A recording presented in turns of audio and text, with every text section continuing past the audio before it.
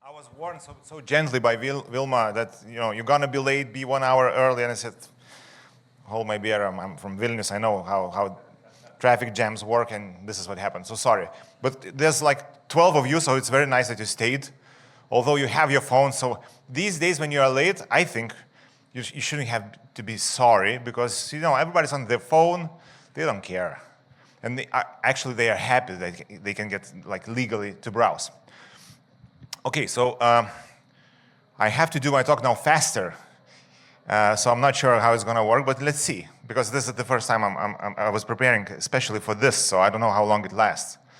But that's going to make it more interesting even.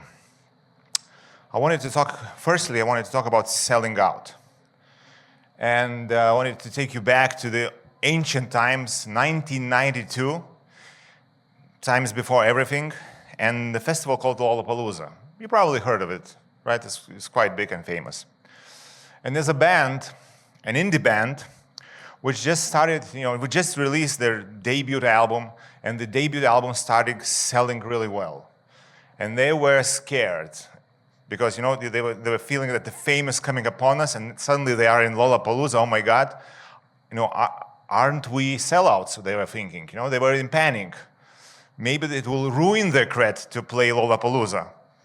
That's 1992, a long time ago. And after the performance, of course, the album begins to sell even shitloads more. Finally, it ends up selling, I believe, more than 10 million copies, which is, in these times is insane. And so they're quite shocked by this enormous fame that they received. And they decided that, they should sabotage their fame, and they refused to make the videos for the next upcoming album, which you can believe is very widely, everybody's waiting for it. Make no videos, no singles, decline magazine covers, talk as little to press as possible, and in a sense, financially self-destruct, this machinery of fame, ignore this machinery of fame. I have to add that the next album broke all the records of the first week sales, despite all that. And some of you who are into rock, grunge, know that this was the band. Can you guess what, do you know this band? The older members know on the audience. Pearl Jam, right. So that was the vibe in 1992, selling out, quite shameful. Now, let's move on like 30 years forward to Lollapalooza 2022. And one of the headliners is DJ D-Soul. You definitely don't know him, but you know the company he's from. So this is the moniker of Goldman Sachs CEO, David Solomon. He's the CEO of enormous financial corp, entangled in many, many, many controversies and so on and so forth. So multi-millionaire is the headliner, because probably they paid or sponsored the event. So we went from fame equals shame. Of course, at all times, I'm just generalizing. At all times, there were acts that were happy to sell out, to earn money despite everything. And there are acts that are very, very true to themselves right now. But still something dramatically changed. And there's a fantastic book called Blank Space. Check it out. It's about last 25 years of our culture, how it happened that we live in this brand-endorsed universe throughout. And now selling out is seen as the ultimate success. If you can sell out, if you can get brands to promote or to be with you, to come along with your ride, then it means you are making it. This is Slipknot. Probably know them. Heavy metal band, which we know that heavy metal bands are serious about their integrity. So this crew just not so recently, but quite recently sold their music catalog rights to a venture capital firm for $120 million. Speaking about selling out, who can blame them? $120 million on the table. And one of the most famous rappers of our current times, Travis Scott, is called the brand whisperer even. He has deals with McDonald's, PlayStation, Nike, Fortnite, makes about $100 million a year from those endorsements. And this is his, I don't know what, burger or something, Travis Scott meal. How cool is that, huh? And then there are plenty more. I could list, I'll continue my whole lecture about only selling out. Post Malone with Oreo, Coldplay with DHL, Green Day, who are, singing American Idiot, and then coming from punk rock roots. They created their own Slurpee in 7-Eleven, and we don't find it cringy at all, I believe. Well, some of us do, especially if we're older maybe, but this is normal. This is new normal. And there's more, Live Nation's sponsorship and ad division. So the Live Nation is the big event organizer, right? So their sponsorship and ad division is only second in revenue behind the ticketing. So it's enormously lucrative. And venues aren't even named like venues anymore. So, they all have telecom companies, banks, and crypto exchanges. And the brands are selling, VIP experiences in every possible major concert. So there's brands everywhere. So bands and brands are fucking big time. They love each other. They love each other. But maybe we're just jealous, When you don't have 100 million in your pocket, that makes you jealous, probably. But it seems like if you sell out crowds, if you're really doing well as a musician, then maybe it's easier to say no to selling out. Sell out crowds and not selling out. It's enough, I could say. I earn from music and that's enough. But it doesn't seem to be the case. The more successful you are, the more eager you are to sell out. This is like, for me, it's the new low, but for the artist, it's a new high probably. Ice Spice, on her recent tour, she had ads running before the show for 2 hours straight. People were complaining, oh my God, I came for the concert and all I see is different ads, shampoo ads, Lily Lashes, clothing line, and even movies were advertised. You escape this enormously huge world of advertising, which is everywhere, and which I come from originally, to be in a concert, this unique experience, and you get bombarded by paying, I don't know, $150 or euros for the ticket, bombarded with more ads. This is, to me, insane. So as sad as it sounds, selling out gives extra exposure. It increases the potentiality of your reach as an artist, signals popularity, social acceptance. If brands can trust you, it means you have made it. But I believe you can and you will, if you get a chance, to sell out later as a musician. I don't know who I'm speaking to. Some of you might be musicians, some of you might be in the business of music, but I'm just generalizing. But first, you have to become you. And this is the title of my talk, and it probably should have been longer than I expecting right now it to be, but still, I wanted to talk about how to make. I suppose when an artist makes amazing music, there's almost no question, and I will get to that. But how to make the songs heard, in this insane environment with the brands and social media going asocial. So, okay, if it's a sick band, but how can we make it a sick brand? Because some bands are brands, most of the bands are brands.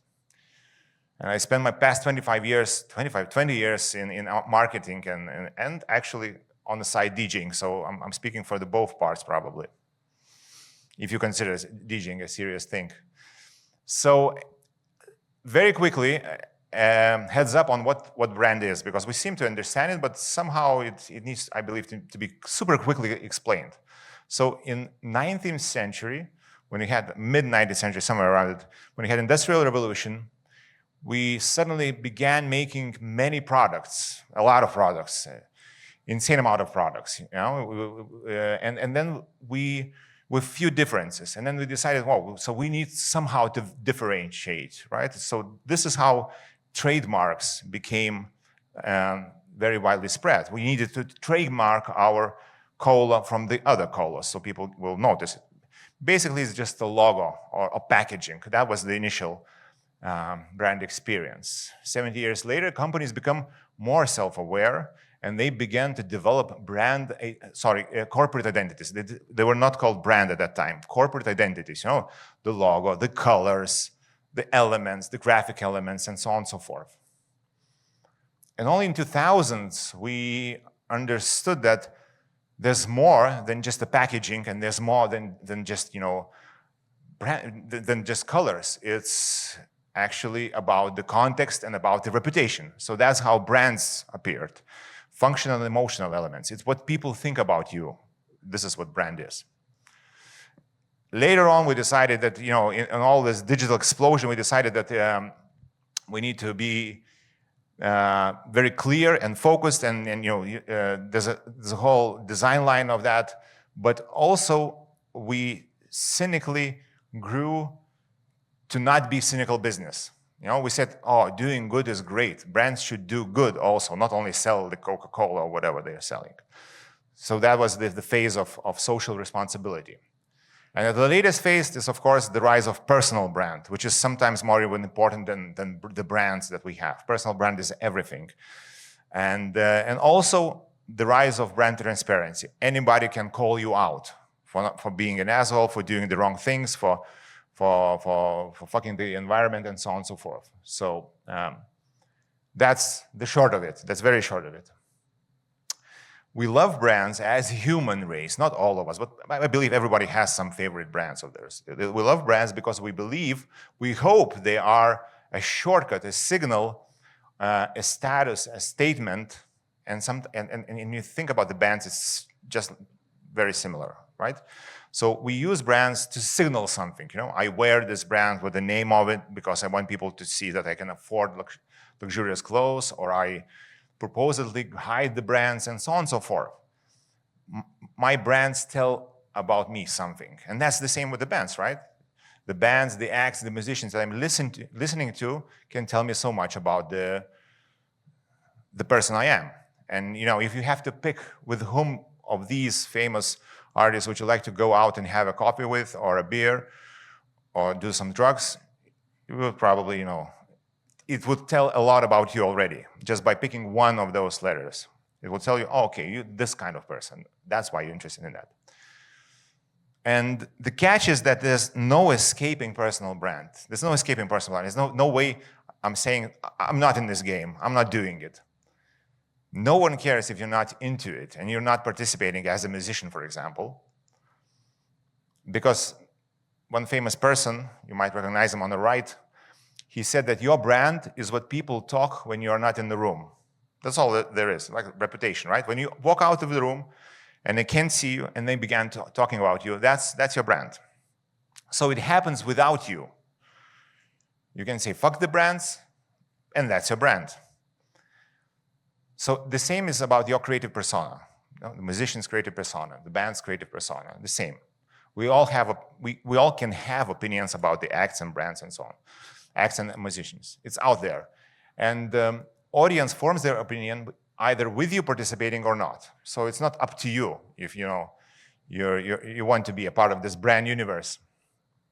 So a conscious choice needs to be made to opt out totally, say, fuck it, I'm not participating in it, and I leave it to chance. Whatever happens, happens. I just put out my music, and whatever happens, whatever people feel about it, and that's fine.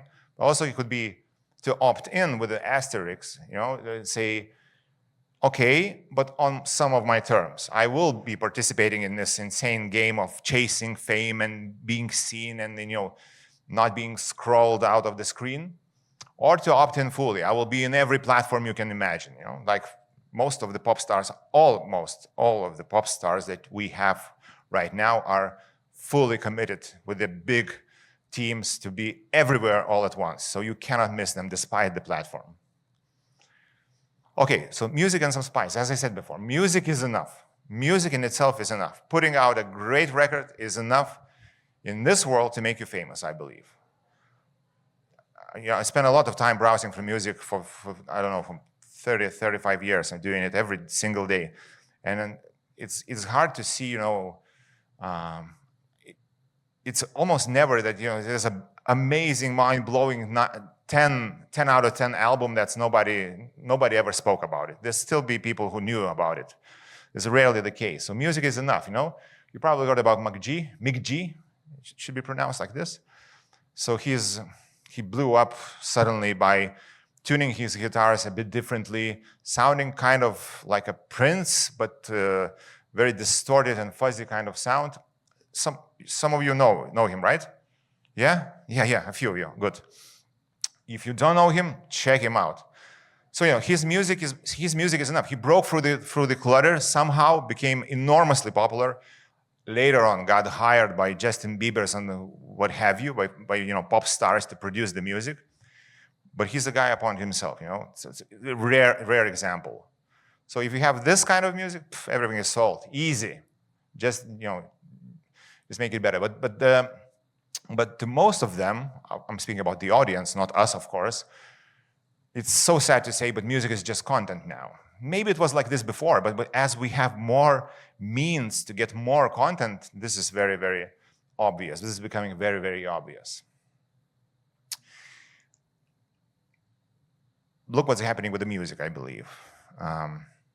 Music is at thumb's mercy, right? We experience music in the same platform, the same social media, on the Instagram feed, just like everything else, just like laughing monkeys or crying babies. It's parasocialized. We don't have any real connection to it because it's so fast. We listen to the song, we listen to the snippets of the songs and to the snippets of the snippets. It's disposable because there's plenty of it. There's never an issue these days. Where can I get more music? How would I stop myself from listening to all the music? That's the real deal. That's the real question. And then it becomes an input to fight boredom. I'm bored, I'll listen to music. That's probably how deep in general, we invest in it. And it's sometimes just a TikTok soundtrack. Somebody wants to do something stupid and just add music. That's all there is. Or an add-on to show off summer pics, right? If your music fits to the summer pics that people do this in Instagram carousel, perfect. You've got a good reach. Music became a part of algorithm, this slop, this mush, this brain rot, doom scrolling, burnout, everything that's happening on social media. It's just a part of it. Just very, like, in a second, you're gone. And music is out there in the mosh pit with everything fighting for our attention all at once. So everything fights for our attention all at once. 10 minutes left? 15, good. So I'm still arriving at my point. So how to get it heard out of this, if everything fights for our attention, including brands, creators, social media personalities, your mom, your life, movies, and music at once, how can we get heard? And I believe we have to stand out by consciously thinking about it. And I have a few approaches to propose. I don't know how many of those I will make it. So one path is bands as brands. So, okay, if brands are so powerful, so ever-present, so smart, and they're smart about reaching the audience, maybe we can learn something from the brands. Not be a brand, like in the worst sense, but learn, what would Jesus do in our place? So how to get our music out there? Maybe we should copy the thinking of the brands. Let's take the brightest brands and hack their approach how to break through the mush. So, for example, Ryanair. Ryanair, they have an amazing approach to social media. They comment on their idiotic clients. They laugh at the fans. Maybe you could be a musician who laughs at the fans and has a laugh with the fans, but also laughs at how your fans are stupid. I don't know if you've seen this example. This was by some guy who was laughing that Ryanair makes me pay so that I can sit with my family, but they don't know that I hate sitting with my family, so I won't pay for the seats. Ha ha ha, the joke is on them. And then Ryanair posts, booking confirmed, and they all sit together. And they do it all the time, and it's one of the best brands out there that really know how to work with social media. Okay, Oatly, unfortunately, because I was late, we couldn't connect my computer. I cannot show you the videos. But the thing I will do, because if I will be cut off early, I will share the presentation. I don't know how it will reach you. And I will put the links for you to calmly watch at home. So the Oatly is a brand that is always laughing at itself. Lets the product be kicked, and maybe sometimes as a musicians, they can take it a bit more lightly. Laugh at yourself. Liquid Death, one of the most popular brands out there on social media, very, very much know how to hack social media. Their idea is just to be ridiculous. Be absolutely ridiculous. Do nonsense like these diapers created for when you are in a rock concert. You should wear those leather diapers and just do the thing in the mosh pit without going to the toilet. Who goes to the toilet? Or this example I wanted to show you because it's impossible to explain. It's a cookie brand called Nutter Butter, but they do things that you cannot explain, like, 6'7". When I say 6'7", some of the young people already know what I'm talking about. So this is basically 6'7". And they have like millions of followers. Maybe bands should be more insane, more inexplicable, more weird, which I tend to find that everything is very much, whether it's an indie band, whether it's a rapper, almost everything looks kind of same when they act on social media, especially. Craig Hill, they're good at showcasing their craft. They make long videos about how they make this knife, so maybe we should show our craft, how we are making the music, the pain, everything. Late Checkout is a clothing brand. They have a team which is always the same throughout the campaigns, and it's all about hotels. So they're the brand that wants to be associated with hotels. Maybe, as a musicians, you can have a theme. Or Low House is a brand for glasses, sunglasses as well, and they have a mascot. This guy, this charming older man, I'd say, super cool. You want to be like him instantly when you see him. So, and he's in every ad, in every social video, only this guy. He's not the owner, he's just an actor. But maybe we can use someone, to be the face. It could, not us even, to be the face of our bands. And Mischief, check out their work. It's impossible to explain quickly, but they are art collective who's making money, but every 2 weeks they do a stunt and try to sell you ridiculous things, and people, of course, buy them. They're always sold out. So this was their idea.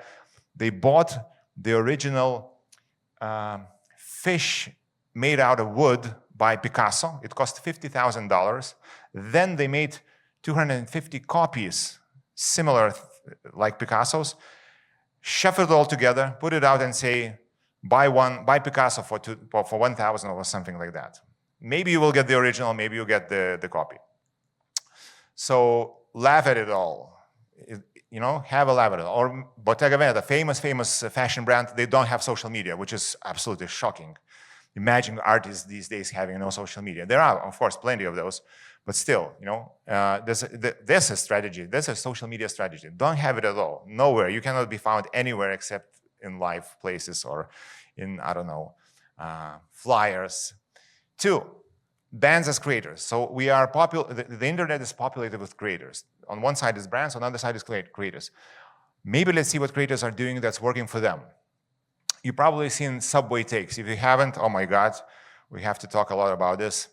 So Subway Takes, it's just one example of, it's called Man in the Street, it can be a woman, doesn't matter, but a man with a mic, a woman with a mic, asking questions strangers. Maybe this could be a content for the band, Something, some interviews with your favorite persons or some topics.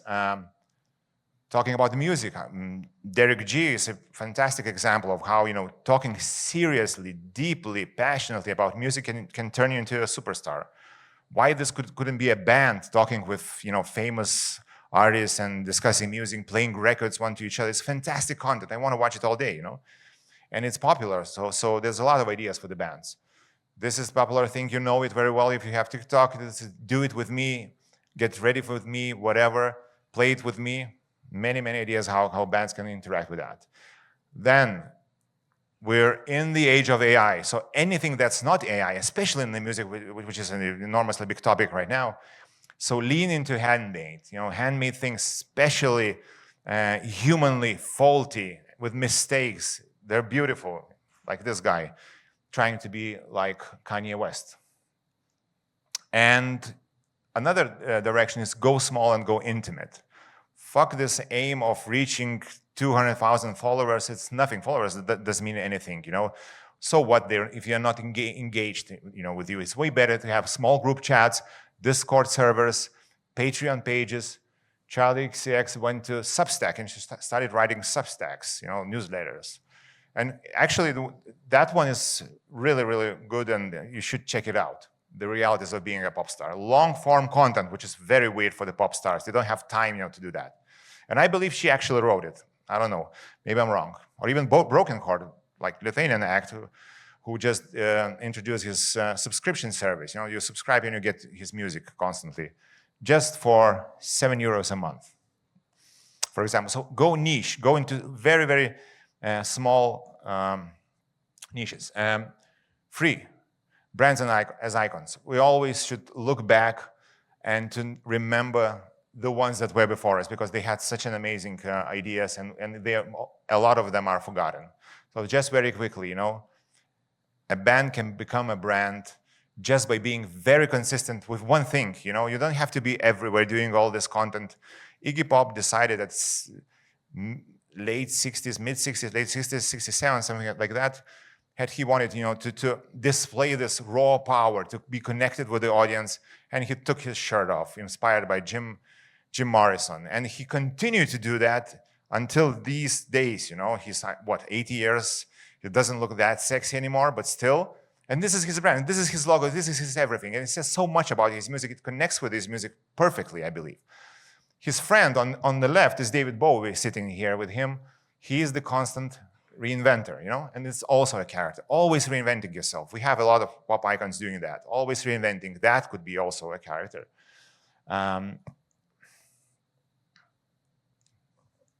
Doesn't click anymore. That's it. Why? Could be, yeah? O jūs ten galite perjungti kažkaip skaidres? Yes. Quick example, Talk Talk. I don't know if you heard this band, but if you're not into music, you should check them out. Such a shame. Yeah, they were, and that was this was the band that had like really big success, and they were labeled as new romantics in the 80s, and they became ashamed of this label. And Mark Hollis, the leader of the band, he said, I hate the fame part, and he decided, and funnily the band is named Talk Talk, and he decided not to talk at all to media.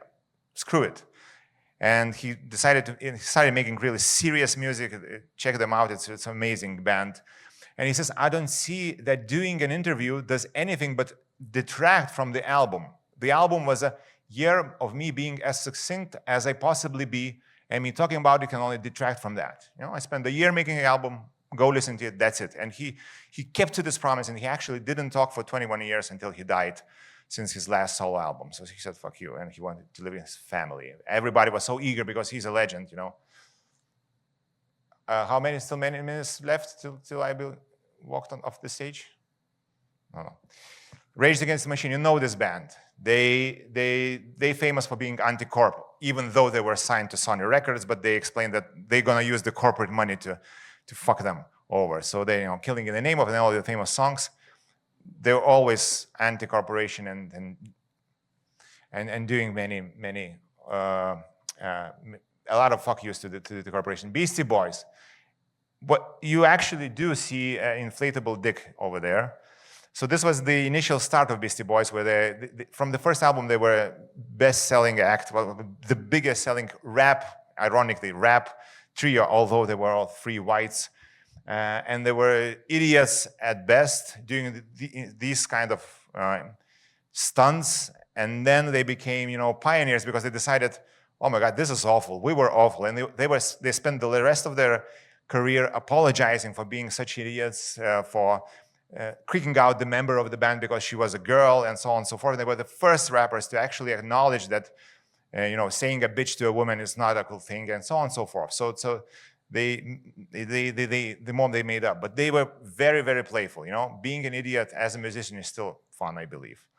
This I cannot show it to you, but maybe you've seen it. This is Kraftwerk at their best. They're always in character. If you know Kraftwerk, of course you do. They're like almost robots. But in interviews they stay the robots. They answer with one word. Marky Smith went even further. He was always deriding himself and his band. The band is awful. Maybe 70% of it is good. And if any interviewer said that the band is good, he said, you don't understand the music, So he was very unhappy with his music. That's also a brand. That's a cool thing. And Daft Punk, of course you know Daft Punk, robots. But the thing you might have missed, and I have missed because I know this, this act forever, and I know they followed them very fanatically. But this is a lesson also. When we see fully formed Daft Punk, we think, oh my God, what a genius way to present yourself as robots.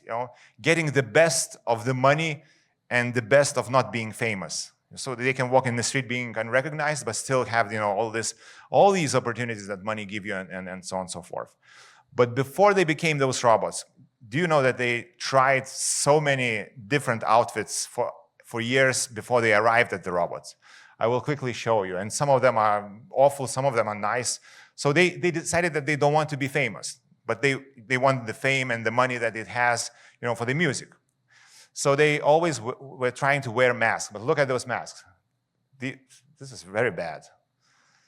This is awful. What's this? Oh, this is quite okay. Yeah. Beavis and Butthead.